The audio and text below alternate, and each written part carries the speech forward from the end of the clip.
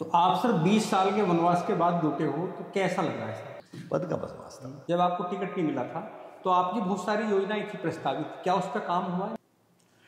उन 20 सालों में उनको किसी ने टेकअप नहीं किया, ना किसी ने मुझसे बात की। हमको शहर से प्यार है। 2 बस स्टैंड यहाँ से, एक तो सिवाया में 14 किलोमीटर दूर वैशाली से, और एक मोहद्दीन बूढ़बराल में 14 किलोमीटर दूर दक्षिण में। ये 2 बस स्टैंड बनाएंगे। प्रदेश सरकार ने 1900 करोड़ रुपए पीडब्ल्यूडी को दिए हैं डेवलपमेंट के लिए, और उसमें 1000 करोड़ रुपए आपने हटा के लिए। अभी मिले कहाँ हैं? करोड़ की वो पूरे मेरठ मंडल की है। उसमें से 1500 करोड़ की मेरठ जिले की है जी। उसमें से 1073 करोड़ की प्रस्ताव मेरे हैं। इसमें देखिए सबसे महत्वपूर्ण प्रोजेक्ट जो है वो एक तो नॉर्थ रिंग रोड है। नमस्कार, मैं राजेश शर्मा, और आज पॉडकास्ट में हमारे बीच मेरठ कैंट से तीसरी बार विधायक आदरणीय अमित अग्रवाल जी हैं। हम लोग विस्तार से बात करेंगे, और जहां तक जो इनके प्रस्ताव हैं जो पाइपलाइन में है, मैं एक बार बता दूं मोटा मोटा कि बहुत जल्द अगर जो प्रस्ताव स्वीकृत होने वाले हैं उसमें एक सबसे बड़ी पूरे अगर हम पूरे मंडल की बात करें तो मंडल में 19 करोड़ का पीडब्ल्यूडी का एक प्रस्ताव है, उसमें सड़कें बननी है। और ये आरोप भी लग रहा है विधायक जी पे, तमाम जो विधायक लगा रहे हैं कि 1000 करोड़ का काम कैंट विधायक अमित अग्रवाल जी ने प्रस्ताव दे दिए हैं। सबसे ज्यादा प्रस्ताव इन्हीं के गए हैं, जिसमें एक नया, जिस तरह हम इनर रिंग रोड की बात कर रहे हैं, आउटर रिंग रोड की बात कर रहे हैं, तो कई इसमें कई फ्लाईओवर भी हैं, 1-2 रिंग रोड भी हैं। और इनका मानना है कि जो राजरानी, वंदे भारत और जो संगम एक्सप्रेस है जो सिटी स्टेशन जाती हैं, इनका मानना है कि वो तमाम ट्रेन केसरगंज से जाएं। जो केसरगंज में डिपो है आजकल वो बंद है। इनका प्रयास है कि यहाँ एक स्टेशन बने और शहर के लोग यहाँ से बैठ के जाएं, ताकि मेट्रो से निकल के बहुत लंबी दूरी लोगों को ना करनी पड़े। तो ऐसे बहुत सारे प्रस्ताव है, उन पर बातचीत करेंगे। हमारे बीच विधायक जी हैं माननीय अमित अग्रवाल जी। सर, आपका स्वागत है पॉडकास्ट में। नमस्कार। नमस्कार। तो आप सर 20 साल के वनवास के बाद लौटे हो तो कैसा लग रहा है सर? नहीं, देखिए, मैं वनवास में पद का वनवास था, वो राजनीति सक्रियता का वनवास नहीं था। पद का वनवास था? पद का वनवास था। राजनीतिक सक्रियता तो रही, पार्टी ने मुझे पदों पर रखा है, मैंने संगठन का काम किया है, और ठीक भी है, किसी व्यक्ति को संगठन का काम भी करना चाहिए, राजनीतिक पद पर भी रहना चाहिए। 2002 में जब आपको टिकट नहीं मिला था तो आपकी बहुत सारी योजनाएं थी प्रस्तावित, क्या उस पर काम हुआ इन पिछले 20 सालों में? उन 20 सालों में तो काम नहीं हुआ। उन 20 सालों में उनको किसी ने टेकअप नहीं किया, ना किसी ने मुझसे बात की उन योजनाओं को कैसे बढ़ाएं, कैसे करें, और ना किसी ने ध्यान आकर्षण किया। देखिए, अफसर तो आते हैं और जाते हैं। कोई अफसर 1 साल रहता है, कोई 2 साल रहता है, कोई 3 साल रहता है। अफसरों से जितना हम काम बताकर करा लेंगे उतना वो कर देंगे। शहर हमारा है, हमको शहर से प्यार है। हम सर पिछले लगभग 15 साल से ये लगातार, क्या 20 साल कहूँगा मैं, तो 20 साल से लगातार सुनते हैं। तो यदा कदा अखबार में आता है कि शहर में जिस तरह आबादी बढ़ी है, डेवलपमेंट बढ़ा है, तो जो 2 हमारे बस स्टेशन सोराब गेट और भैंसाली, ये दोनों शहर के बाहर जाएंगे। लेकिन हमें लगता है 15-20 साल में कभी क्रियान्वित नहीं हुआ सर, वो धरातल पर। देखिए, अब हो रहा है क्रियान्वित, अभी इस नाते तो नहीं, लेकिन वो क्योंकि RRTS को दे दिया गया है, रैपिड रेल की जो योजना है, और भैंसाली बस स्टैंड उसको दे दिया गया है, तो उन्होंने निर्णय लिया है प्रशासन ने कि 2 बस स्टैंड यहाँ से, एक तो सिवाया में 14 किलोमीटर दूर वैशाली से, और एक मोहद्दीन बूढ़बराल में 14 किलोमीटर दूर दक्षिण में, ये 2 बस स्टैंड बनाएंगे। तो जमीन वगैरह एक बार मैंने, हाँ, वो प्रक्रिया चल रही है। मैंने उनको कहा है कि शहर में से इतनी दूर आप बना रहे हो, बनाओ, हमें कोई एतराज़ नहीं है, लेकिन एक बस स्टैंड शहर में होना चाहिए। और सब शहरों में, कोई शहर ले लो आप, दिल्ली है, देहरादून है, कानपुर है, सहारनपुर है, रामपुर है, मुरादाबाद है, सब शहरों में बस स्टैंड रेलवे स्टेशन के पास ही हैं। मुजफ्फरनगर है। एक सर चर्चा उड़ रही है, पॉलिटिकल रूप से चर्चा ये उड़ रही है कि प्रदेश सरकार ने 1900 करोड़ रुपए पीडब्ल्यूडी को दिए हैं डेवलपमेंट के लिए, और उसमें 1000 करोड़ रुपए आपने झटक लिए। ये क्या मसला है? कौन सी वो कौन से प्रोजेक्ट अभी मिले कहाँ हैं? अभी प्रस्ताव गए।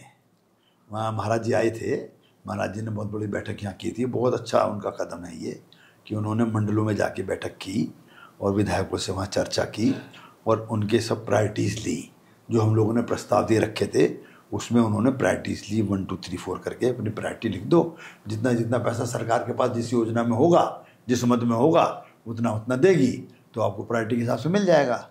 तो उसमें मेरठ जिले की योजना 1900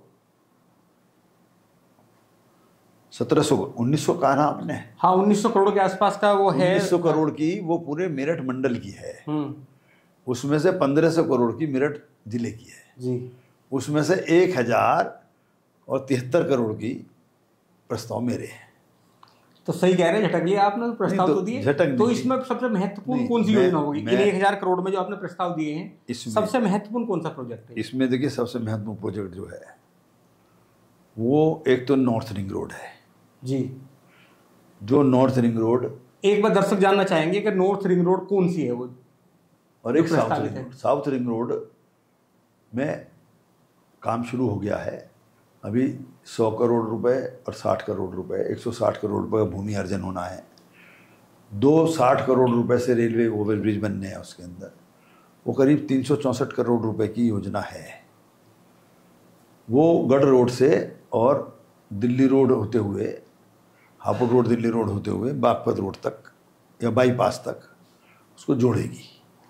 एक तो अभी आउटर रिंग रोड बना हुआ है, वही आउटर रिंग रोड तो बना रहा है NHAI जी। ये हमारे जो पहले आउटर रिंग रोड था प्रस्तावित, उसको अब हमने इनर रिंग रोड मान लिया, क्योंकि इनर रिंग रोड की जगह तो घिर गई, आबादियां हो गई। एक प्रस्ताव ये भी था जैसे कंकड़िया में जटोली है। हाँ, वही। तो जटोली अब से ये तो साउथ हो गया मवाना रोड। अब ये नॉर्थ रिंग रोड की जो आप बात कर रहे हैं जी जी, ये बाईपास से जो मोतीपुरम वाला पुल है जी, ये जटोली वाला पुल जी जी, उसके नीचे नाला है।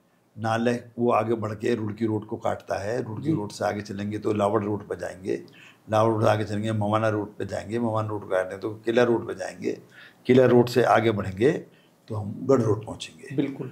तो ये 16 किलोमीटर का स्ट्रेच है।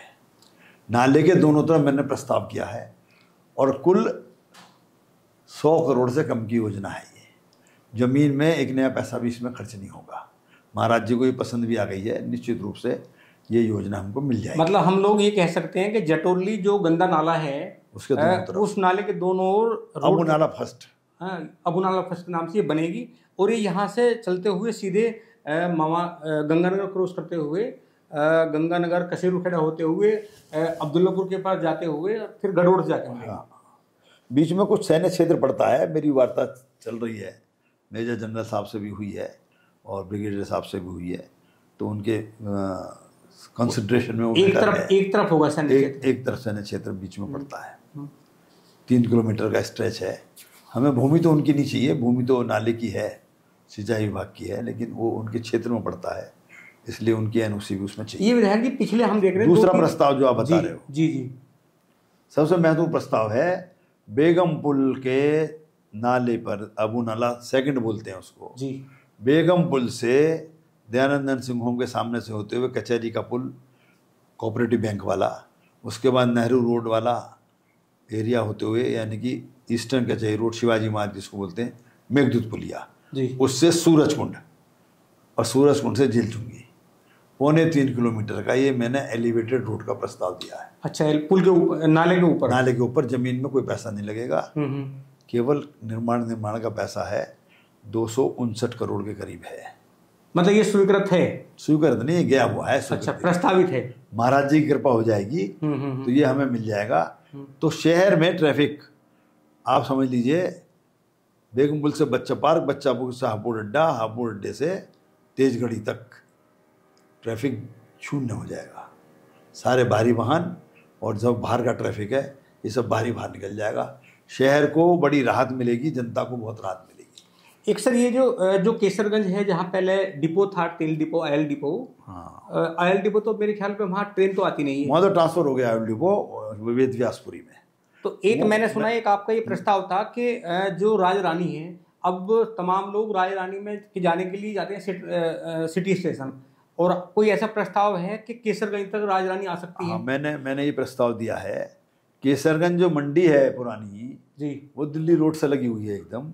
उसके अंदर जाएंगे तो रेल की पटरी बिछी हुई है, और रेल की पटरी में पहले माल गाड़ी आती थी, और मालगाड़ी से माल उतरता था। उससे जरा सा बाहर निकलेंगे तो वहाँ पर माल गोदाम स्टेशन है बहुत बड़ा। वो माल गोदाम स्टेशन पर बहुत सारी लाइनें बिछी हुई हैं, वहाँ सीमेंट उतरता था। उससे थोड़ा और आगे चलेंगे रोटा रोड की तरफ तो वहाँ कोयला उतरता था। अब वो सब ट्रांसफ़र हो चुका है, DFC बन गया, डेडिकेटेड फ्रेट कॉरिडोर, नया प्रतापपुर स्टेशन बन गया, उधर सब शिफ्ट हो गया है, ये सब खाली हो गया है। तो मैंने ये प्रस्ताव दिया था कि ये इस पर स्टेशन डेवलप किया जाए, उसको माल गोदाम स्टेशन की जगह अब उसको सिटी स्टेशन के तौर पर डेवलप किया जाए। मेरठ से जो ट्रेन चलती हैं संगम, नौचंदी और वंदे भारत, राजा रानी जी, ये सब स्टेशन नए स्टेशन से चलाई जाएं इससे, और यहीं पर मतलब ये नया स्टेशन केसरगंज में बनाया जाए। केसरगंज में बनाया जाए। एक तो वहाँ से, क्योंकि मेट्रो हमारी 3.5 किलोमीटर और 2.5 किलोमीटर दूर है स्टेशन से, सिटी स्टेशन से, वो दोनों 500 मीटर पर रह जाएंगी। तो लोगों को मेट्रो से भी पैदल रेलवे स्टेशन पकड़ने का मौका मिल जाएगा। दूसरा, बस स्टैंड, मैंने कहा ना कि 14-14 किलोमीटर दूर बस स्टैंड बना रहे हैं, एक बस स्टैंड रेलवे स्टेशन के पास होना चाहिए। तो आर्मी वालों से मैंने बात की है, संभवतः वो तैयार भी हो जाएंगे। उसके लिए तो वो तैयार ही हैं। जो तेल डिपो वाली जगह है, ऑयल डिपो वाली, वो बड़ा कैंपस है 12,000 वर्ग मीटर का, वो लीज़ पे हमें देने के लिए तैयार हैं। ऑयल डिपो की लीज़ ख़त्म हो चुकी है। तो वो अगर मैंने कमिश्नर साहब को दिखाया भी है मौके पर और उनसे कहा भी है, यदि उसके लिए अप्लाई करा देंगे तो वो जगह हमें मिल जाएगी, तो बस स्टैंड भी वहाँ से चालू हो जाएगा और रोटा रोड से सीधे बसें आएंगी और वापस रोटा रोड से होते हुए बाईपास पर चली जाएंगी। शहर में एक भी बस का पहिया नहीं घूमेगा, किसी नौनिहाल की कुचलकर मृत्यु नहीं होगी, किसी स्कूली छात्र छात्रा की मृत्यु नहीं होगी, शहर में किसी का एक्सीडेंट नहीं होगा। शहर बिल्कुल बड़े वाहन फ्री हो जाएगा। कोई बस शहर के अंदर नहीं होगी, ना छावनी के अंदर होगी। छावनी वाले भी, मिलिट्री के अधिकारी इस बात से बड़े सहमत हैं, लेकिन वो उसको कैसे एग्जीक्यूट करेंगे उस पर उनका अध्ययन चल रहा है, और वो हमें जगह मिल जाएगी तो निश्चित रूप से यातायात व्यवस्था में बहुत बड़ा परिवर्तन हो जाएगा। ये पिछले लगभग 3 साल से हम लोग देख रहे हैं, पूरा संघर्ष है रेलवे रोड को बागपत रोड से जोड़ने के लिए। तो आखिर इसमें क्या अड़ंगा है, क्यों? ये अड़ंगा क्या है जी, 96 में मैंने ये प्रस्ताव शुरू किया था जी। अब थोड़ा समय था, 2002 में मैं रिटायर हो गया, तो वो फलीभूत नहीं हो पाया क्योंकि सेना की ज़मीन थी।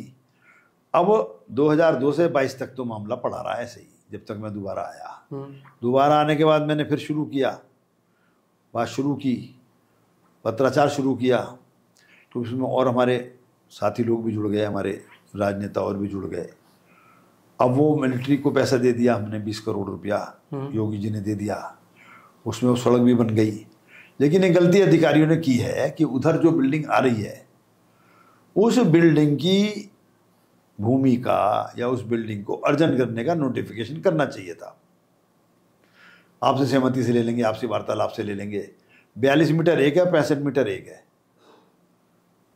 107 मीटर ज़मीन है कुल। 107 मीटर ज़मीन का अगर नोटिफिकेशन हो जाता, एक तो वो इंश्योर हो जाता कि हमको मिलेगी ही मिलेगी। अब हम उनकी मर्जी के ऊपर निर्भर कर रहे हैं। एक ने दे दिया है, पैसा ले लिया है, वो भी इंतज़ार करता रहा कब सर्किल रेट बढ़ेगा तब मैं हाँ करूँगा।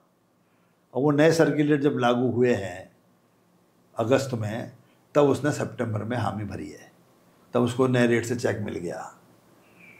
अब इन्होंने एस्टीमेट दूसरे वाले का भी पुराने रेट से बना रखा है, डॉक्टर साहब का, आशीर्वाद नर्सिंग होम का, वो भी कह रहे हैं कि साहब मुझे तो नए रेट से दो। अब वो नए रेट से एस्टीमेट नहीं बन रहा। तो ये चूक है अधिकारियों की। ये पीडब्ल्यूडी की चूक है या म्यूनिसिपैलिटी का अफसरों की चूक है? म्यूनिसिपैलिटी का कोई लेने देना नहीं है। ये मेरठ विकास प्राधिकरण को प्रोजेक्ट मिला हुआ था, मेरठ विकास प्राधिकरण की चूक है और पीडब्ल्यूडी की चूक है। पीडब्ल्यूडी को एक्विजिशन के लिए नोटिफिकेशन भेजना ही चाहिए था, लेटर भेजते, एमडीए नोटिफिकेशन कराता, सरकार नोटिफिकेशन, जिलाधिकारी नोटिफिकेशन करते, तो वो बंध जाता। अभी स्वच्छंदता में पड़ा हुआ है, बंधा हुआ नहीं है। एक सर अभी लगभग 6-7 महीने पहले एक आदेश आया कि बहुत जल्द जो कैंटोनमेंट एरिया है वो म्यूनिसिपैलिटी में शामिल हो जाएगा। इसी बीच में आप एक 1806 का एक्ट ले आए। तो क्या है सर वो 1806 का एक्ट? क्या ये जमीन आर्मी की है, उत्तर प्रदेश सरकार की है? ये मैंने बताया अभी जी, उसमें वार्ता हुई अभी आपसे पहले जी। ये मैं 1806 का एक्ट नहीं लाया। 1803 में मेरठ कैंट की स्थापना हुई। मेरठ कैंट प्रथम, दूसरे कैंट की स्थापना हुई 1859 में। मेरठ की जनता को भी संज्ञान में नहीं है और मेरे अधिकारियों को भी नहीं बताया है। मेरठ में 2 कैंट हैं जी। मेरठ कैंट और Meerut new cantt. New cantt जो है वो 1859 में बना है। तो 1803 में और 1859 में जो ज़मीनें ली गई किसानों से, कोई एक्विजिशन नहीं हुआ है, कोई अर्जन नहीं हुआ, एक किराए पे ली गई थी। तो भाई ज़मीन जब किराए पे ली है तो किराया तो दो। उनका किराया नहीं दे रहे 1952 से। किसानों को पैसा नहीं मिला। 1952 के बाद फिर किराया भी नहीं दिया। 1952 तक तो किराया दिया है सरकार ने। अच्छा। उसके बाद क्यों नहीं दे रहे हैं? एक मतलब लेटर दे दिया, रक्षा मंत्रालय ने किराया दिया, सेना देती थी, सेना किराया देती थी, तो डीएम बांटता था। लेकिन किराया कितना था? 1803 में तय हुआ, 1859 में तय हुआ 10 रुपये, 15 रुपये, 20 रुपये। आज आदमी लेने जाएगा, रिक्शा में पैसे ज़्यादा लग जाएंगे, तेल में पैसे ज़्यादा लग जाएंगे। एक परिवार के में 20 जन हो गए। जो 1803 में एक व्यक्ति रहा होगा तो आज 20 तो उसके पीछे होंगे, बिल्कुल, बल्कि 200 ही होंगे। बिल्कुल। तो 10 पैसे इससे में आएंगे, क्या करेगा लेके जाने के लिए? तो इसलिए मैटर पड़े हुए हैं, लोग भूल गए और आज उनके परिवार जो है गरीबी में जी रहे हैं। तो सरकार को श्वेत पत्र जारी करना चाहिए इस पर। तो इसमें सर आपने क्या पत्र लिखा है? मैंने पत्र नहीं लिखा, मैंने एक पुस्तक बना के दी है जी, 97 पेज की जी। उसमें सब खुलासा किया मैंने कि सेना इसकी मालिक नहीं है, सेना इसकी ऑक्यूपेंट है। इसकी ज़मीन कोई भी होती है उसको प्रदेश सरकार ही इकट्ठा करके देती है केंद्र के लिए।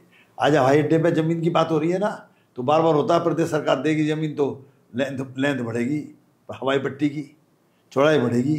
हाँ, एक तरीका तो खरीद के देने का है, एक तरीका लीज पे है। जैसे भी देगी वो केंद्र सरकार देगी, प्रदेश सरकार देगी। प्रदेश सरकार ने अस्पताल की ज़मीन दी है, ECGHS का बड़ा अस्पताल कंकरखेड़े में बन रहा है। टेलीफोन फैक्ट्री बने, कोई फैक्ट्री बने तो प्रदेश सरकार ही ज़मीन देती है केंद्र सरकार को, अपने खर्चे पे देती है। तो ये उसने इंतज़ाम करके ईस्ट इंडिया कंपनी की सरकार थी तो ईस्ट इंडिया कंपनी को दी 1803 में। बनारस में 1792 में दी, प्रयागराज में 1794 में दी। ऐसे ही कैंट बसते चले गए। तो ये जो दिल्ली की तरफ बढ़े, 1918 में दिल्ली में राजधानी बनी थी, 1911 में पंचम आया, जॉर्ज पंचम आया था। तो दिल्ली तक तो 1918 में सरकार आई। उससे पहले तो ये बंगाल से इधर को बढ़े तो कैंट बनते चले गए। तो हमारा कैंट 1803 में बना। तो उस वक्त ज़मीन जिसकी थी, ये सब 1930 तक सब रिकॉर्डेड है, सब में उनके ही नाम चढ़े हुए थे।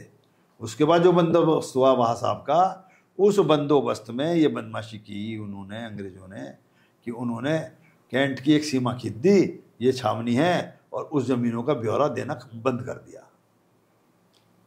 उससे पहले के 1911 के रिकॉर्ड में सब लिखा हुआ है, सब जो किसानों के नाम है, खसरा नंबर है, किराए तय होगा, गाँवों के नाम है, सबके किराए तय हैं। तो क्या लग रहा है कि ये जमीन मुक्त हो सकती है, उन किसानों का अधिकार? ये तो देखिए मैंने तो लिख दिया किताब, और किताब केंद्र सरकार पे पहुंच गई, आर्मी पे पहुंच गई। कितने किसान होंगे लगभग? अगर मेरठ की बात करें, मेरठ के दोनों कैंट होगी, Meerut cantt, Meerut new cantt. मैंने कोई ऐसी सूची तो नहीं बनाई। 97 पेज की आपने पुस्तक लिखी है? हाँ, उसमें मैंने सूची नहीं बनाई, लेकिन मैंने जो इन्होंने एफिडेविट लगाए हैं मुकदमों में, उसमें खुद माना है मिलिट्री ऑफिसर्स ने कि ये हमारे पास ज़मीन किराए की थी। अब क्योंकि देश आज़ाद हो गया तो ये अब हमारी हो गई। अरे भाई, कोई लड़ाई में थोड़ी जीती आपने, अंग्रेजों ने ली थी, अंग्रेज चले गए छोड़ गए, तो उनकी हो गई जिनकी थी, उनके पास उनको मिलनी चाहिए ना। उनको आप अपना काम चलाओ, सेना के लिए ज़मीन चाहिए, सेना रखे, छावनी उसके अंदर है, बनी रहे, लेकिन उन लोगों को तो जीवन यापन के लिए किराया मिलना चाहिए।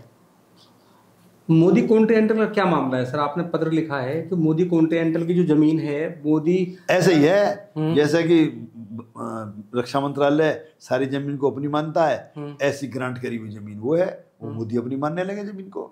147 एकड़ जमीन है, 147 एकड़ जमीन उनको इंडस्ट्रियल लीज दी गई थी ग्रांट की गई थी, उसकी लिखित है। लगभग उसमें उल्लंघन करने के भी शर्तें हैं कि उल्लंघन करेंगे तो 10 साल तक अगर जिस भूमि के टुकड़े पर भी अगर निर्माण नहीं होगा तो वो स्वतः सरकार में पुनर्वासित हो जाएगी। तो डीएम को कब्जा ले लेना चाहिए, डीएम कब्जा नहीं ले रहा है उसका।